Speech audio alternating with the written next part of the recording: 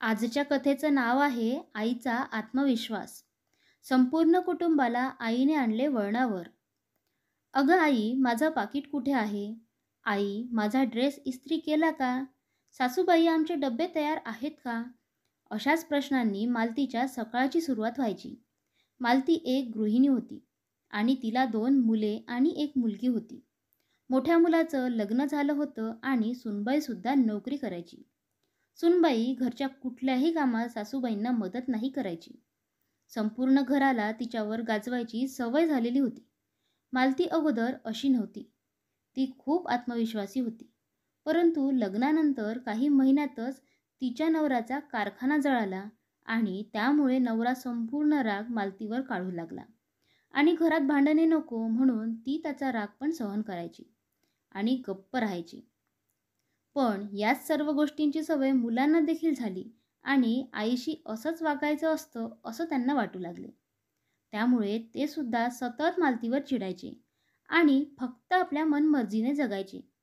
त्यांचं बघून सुनेने देखील तसेच वागणे पसंत केले आणि ती देखील सासूबाईंना नोकरासारखं वागवू लागली. एके दिवशी मालती घरी होती आणि तिने ऐकलं की मोठा मुलगा आणि सूनबाई मालतीच्या नवऱ्याला म्हणू लागले की "बाबा, आम्ही एक वेगळा फ्लॅट घेत आहोत.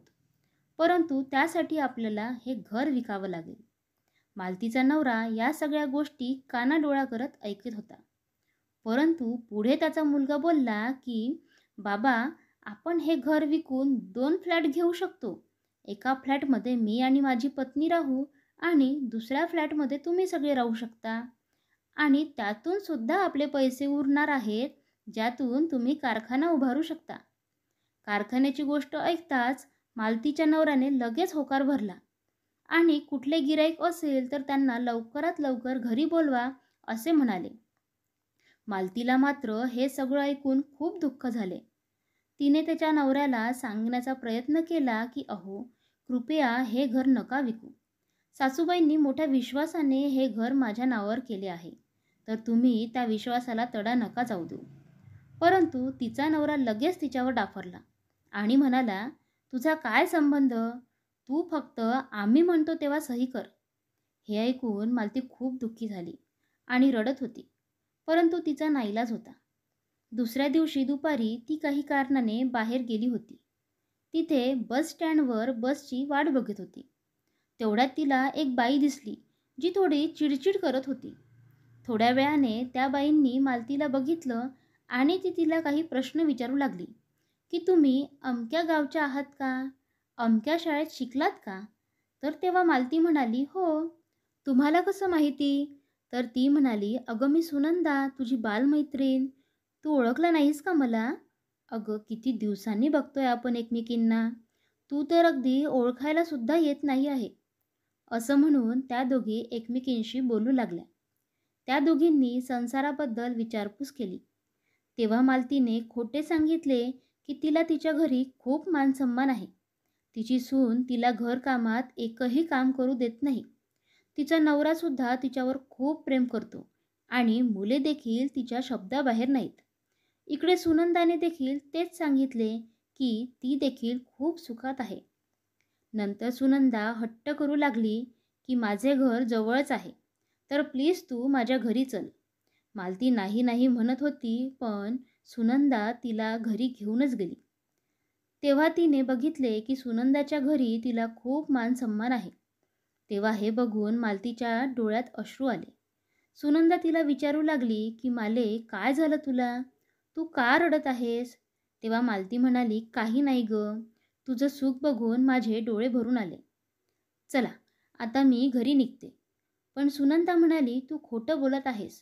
मी माझ्या मालेला ओळखते. खरं खरं सांग, काय झालं तुला? तुला काही त्रास आहे का? तुला माझी शपथ आहे."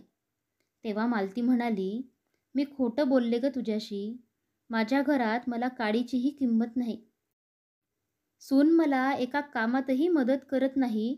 नवरा माझ्याशी 2 प्रेमाचे शब्द देखील बोलत नाही आणि मुलं तर हाताबाहेर गेली आहेत. माझ्या शब्दांची त्यांना काहीही किंमत नाही." हे ऐकून सुनंदा म्हणाली, "अगं, पण माले, तू अशी कशी बदललीस? लहानपणी तू किती आत्मविश्वासी होती. आता कुठे हरवली ती मालती?" तेव्हा तिने तिच्या नवऱ्यासोबत घडलेला तो कारखान्याचा प्रसंग सांगितला आणि त्यामुळे मी गप्प राहिली आणि आता मात्र माझ्या शब्दाला किंमत नाही म्हणून मी गप्प राहते. हे बोलून मालती घरी गेली. तिला घरी गेल्यावर कळले की उद्या ती लोक येणार आहेत ज्यांना हे घर घ्यायचे आहे. तेव्हा तिला वाईट वाटले आणि दुसऱ्या दिवशी मालती पुन्हा सुनंदाला भेटली आणि तिने घर विक्रीची गोष्ट जेव्हा सुनंदाला सांगितली तेव्हा सुनंदाने तिला समजवण्याचा खूप प्रयत्न केला की जर घर तुझ्या नावे आहे तर तू सही नाही करत म्हणून सांग. पण मालती घाबरली आणि म्हणाली की मी असं नाही करू शकत. तेव्हा सुनंदाने एक युक्ती केली.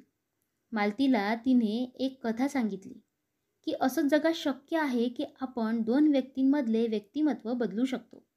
सुनंदाने मालतीसोबत व्यक्तिमत्व बदलाची प्रक्रिया केली, ज्यामुळे सुनंदाचे व्यक्तिमत्व मालतीला मिळाले आणि मालतीचे सुनंदाला. थोड्या वेळाने मालतीला आत्मविश्वास परत आल्यासारखे वाटले आणि त्याच आत्मविश्वासाने ती घरी परतली. इकडे सगळे मालतीची वाट बघत होते, कारण आज ते लोक आले होते ज्यांना हे घर खरेदी करायचे होते. मालती घरी येताच मुलाने दार उघडले आणि तिच्यावर डाफरला की आई कुठे होतीस तू? तर मालती त्याला म्हणाली, मला आधी आत तर येऊ दे. त्यानंतर मालतीचा नवरा देखील तिच्यावर चिडला की कुठे होतीस तू? बरं जाऊ दे, आता तू फक्त या कागदांवर सही कर. तेव्हा मालती म्हणाली, कशाचे कागद आहेत ते?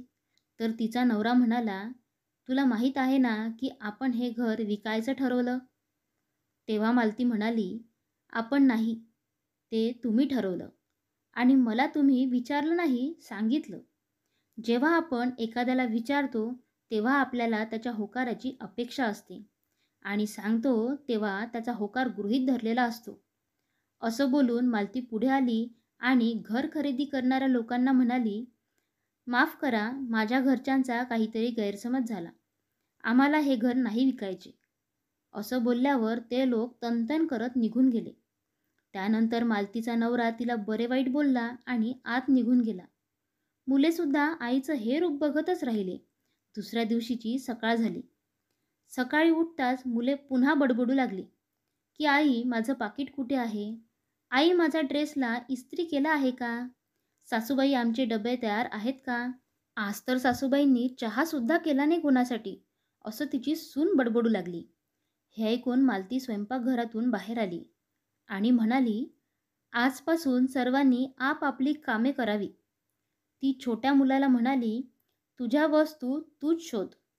मुलीला म्हणाली, स्वतःचा ड्रेस स्वतःच इस्त्री कर आणि सुनेला म्हणाली की मी तुमचे आजचे डबे तयार केले आहेत, उद्यापासून डबे तू तयार करायचे आणि चहासुद्धा मी फक्त यांच्यासाठी करणार आहे सकाळी. तेव्हा सुनबाई म्हणाली, छे छे, मी नाही करणार माझा चहा. तेव्हा मालती म्हणाली, तुला फक्त तुझाच नाही तर सगळ्यांचा चहा बनवायचा आहे उद्यापासून आणि संध्याकाळी आल्यावर मला स्वयंपाकघरात देखील मदत करायची आहे. असं बोलून ती तिच्या नवऱ्याला चहा द्यायला गेली. सगळे पटापट आवरून निघून गेले. संध्याकाळी सून आली आणि स्वयंपाक बनवू लागली. कधीही काम न केल्यामुळे तिला अवघड जात होतं आणि मालती तिला शिकवत होती. इकडे मालतीची मुलगी देखील संध्याकाळी मैत्रिणीकडे जाते म्हणून बाहेर जात होती. तर मालतीने फार महत्त्वाचं काम असल्याशिवाय संध्याकाळी बाहेर जायचं नाही असं म्हणून मुलीला थांबविले आणि स्वयंपाकघरात सूनबाईला मदतीसाठी पाठवले. असेच काही दिवस गेले. त्यानंतर तिने मोठ्या मुलाला देखील थोडेसे वळण लावले आणि मग एकांतात त्याला विचारले की तुला बाळ नको आहे का? तर तो म्हणाला, मला तर बाळ हवं आहे, पण त्याच्या बायकोला नवीन घरात गेल्याशिवाय बाळ नको आहे आणि आता नवीन घरात जाणे शक्य नाही. तेव्हा मालती म्हणाली, तू फक्त ती कुटुंब नियोजनाच्या ज्या गोळ्या रात्री घेते त्याऐवजी विटॅमिनच्या गोळ्या ठेव आणि ती जेव्हा गरोदर राहील तेव्हा मी बघून घेईल. असं म्हणून मुलाने देखील तिच्या गोळ्या बदलल्या. त्यामागचा मालतीचा हेतू एवढाच होता की सुनेला आणि मुलाला योग्य वयात बाळ व्हावं, नाहीतर सुनेला आणि मुलालाच त्रास होईल. इकडे मुलीचं बाहेर जाणं बंद केल्यामुळे तिचा प्रियकर बाहेर तिची वाट बघून बघून कंटाळला आणि मग त्याने देखील घरी चक्रा मारणे सुरू केले. मालतीला कळाले होते की मुलीचा प्रियकर तसा चांगला आहे, पण परीक्षा घ्यायची म्हणून तिने त्याला घरी येण्यास भाग पाडले.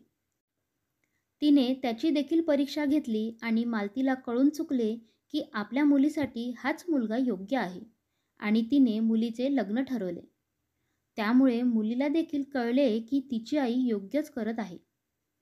काही दिवसांनी मालतीचा लहान मुलगा वाईट संगतीला लागलेला आहे असे कळाले आणि मग एका रात्री पोलीस घरी आले आणि म्हणाले, तुमच्या मुलाला पोलीस स्टेशनमध्ये सोडवण्यासाठी यावं लागेल. मालतीने मुलाला पोलीस स्टेशनमधून सोडवून आणले आणि मग येताना त्याला खूप मारले. त्यामुळे त्याला त्याची चूक कळाली आणि आता आयुष्यभर अशा वाईट प्रवृत्तींना आहारी जाणार नाही असं म्हणून तो देखील सुधारला. इकडे मुलीचं परस्पर लग्न ठरल्यामुळे मालतीचा नवरा चिडला. मालती त्याला म्हणत होती की तुम्ही एकदा मुलाला भेटा आणि तुम्हाला सोयीचे कारण वाटलं तरच नाही म्हणा. पण मालतीच्या नवऱ्याचा अहंकार आडवा आल्यामुळे तो हे स्थळ मला मान्य नाही, तुम्हीच तुमची लग्नाची काय सोय करायची ती सोय करा असं म्हणून निघून गेला. मालतीने मुलीच्या लग्नाच्या सोयीसाठी तिला माहेरहून मिळालेली जमीन विकायची ठरविली आणि तिने लग्नाची तारीख काढली. मुलीच्या लग्नाच्या दिवशी ती छान नटून थटून नवऱ्यासमोर आली आणि त्यांचा हात हाती घेऊन समजवण्याचा खूप प्रयत्न केला. पण तिचा नवरा लग्नासाठी म्हणजेच कन्यादानासाठी नाही येणार हाच हट्ट धरून बसला. इकडे लग्नकार्यात भटजीने जेव्हा कन्यादानासाठी वडिलांना बोलवा असे म्हटले तेव्हा मालतीचा नवरा तिथे आला, कारण त्याला त्याची चूक कळली होती. आपल्या वाचून आपली बायको सांभाळून घेते हे त्याच्या जिवारी आले होते, पण त्याला कळून चुकले होते की कारखान्याचा पूर्ण राग त्याने मालतीवरच काढला आणि मुलांकडे देखील दुर्लक्ष केले. इकडे मुलीचे लग्न झाले. रात्री सगळे घरी आल्यानंतर मालतीचा नवरा तिचा हातात हात घेऊन बोलू लागला की मालती, मला माफ कर. सुरुवातीचे काही वर्ष सोडता मी तुझ्याशी नंतर खूप वाईट वागलो. संपूर्ण राग तुझ्यावर काढत गेलो. तू मात्र ते सहन करत गेली आणि मी मात्र तुझ्या सहनशीलतेचा अंत बघितला. तेव्हा मालती म्हणाली, पुरे झालं हो माझं कौतुक. मला अजून एक गोष्ट सांगायची आहे तुम्हाला. तेव्हा मालती कपाटाजवळ गेली आणि त्यातून काही पैसे घेऊन आली आणि म्हणाली, मी तुम्हाला सांगितलं होतं ना, माझ्या गावाकडचा जमिनीचा तुकडा मी विकणार आहे मुलीच्या लग्नासाठी. तर त्याचे मला तब्बल 8 लाख रुपये मिळाले. त्यातले लग्नासाठी फक्त 50,000 खर्च झालेले आहेत आणि उरलेले हे तुम्ही ठेवा आणि स्वतःचा कारखाना सुरू करा. हे ऐकून मात्र आता मालतीच्या नवऱ्याला अश्रू अनावर झाले. तो पुन्हा मालतीची माफी मागू लागला आणि मी तुला खूप चुकीचा समजलो, मला माफ कर. तू होती म्हणून हे घर एकत्र बांधून राहिले, कारण मी मधल्या काळात तुझ्याकडे आणि मुलांकडे दुर्लक्ष केले. असं मालतीचा नवरा बोलतच होता तेवढ्यात तिकडून त्यांचा मोठा मुलगा धावत आला आणि म्हणाला, आई, माझ्या बायकोला दिवस गेलेत. आई, पण ती हे बाळ तिला नको असं म्हणत आहे. मालतीने सुनेला समजावले, अगं सुनबाई, तुझी आई माझ्या स्वप्नात आली होती. त्यावर सून म्हणाली, काय म्हणाली माझी आई? त्यावर मालती म्हणाली, अगं 2 दिवसांपूर्वी मला दुपारी झोपेत तुझी आई दिसली आणि म्हणाली, मी तुमच्या घरी येणार आहे आणि आज बघ तू आई होणार आहेस. नक्कीच विहीनबाई येतील आपल्या घरी. नक्कीच त्याच तुझ्या पोटी जन्म घेणार आहेत. असं म्हटल्यावर सुनबाई देखील बाळ होऊ देण्यासाठी तयार झाली. परंतु काही दिवसांनी मालतीला समजले की सुनंदाची तब्येत हल्ली ठीक नसते. आपण ज्या मैत्रिणीकडून म्हणजे सुनंदाकडून आत्मविश्वास घेतला, ती मात्र माझं व्यक्तिमत्व घेऊन कशी जगत असेल. मग दुसऱ्या दिवशी मालती सुनंदाकडे गेली आणि म्हणाली की मला जे हवं होतं ते सगळं ठीक झालं आता माझ्या संसारात. तुझं व्यक्तिमत्व परत घे. हे ऐकून सुनंदा खूप हसली आणि म्हणाली, अगं असं काही नसते होत. मुळात मी आपले व्यक्तिमत्व बदललेलेच नव्हते. तो फक्त तुझ्या मनाचा खेळ होता. मी कितीही म्हणून तू ऐकत नव्हती, म्हणून व्यक्तिमत्व बदलाचं मी फक्त नाटक केलं होतं. तू मुळातच आत्मविश्वासी आहेस. तुझा तो आत्मविश्वास परत यावा म्हणून मी ते नाटक केलेले होते. तुझ्यात आत्मविश्वास परत आल्यामुळे तुझे कुटुंब सारवले आणि तू खंबीर झालीस. हाच आत्मविश्वास कायम ठेव. तुझ्या स्वाभिमानाशी कोणालाही खेळू देऊ नकोस. हे ऐकून मालतीला खूप बरे वाटले आणि त्याच आत्मविश्वासाने मालती तिच्या घराकडे निघाली. तुम्हाला ही कथा आवडली असल्यास कृपया लाईक करा आणि चॅनलवर नवीन असाल तर सबस्क्राईब देखील करा.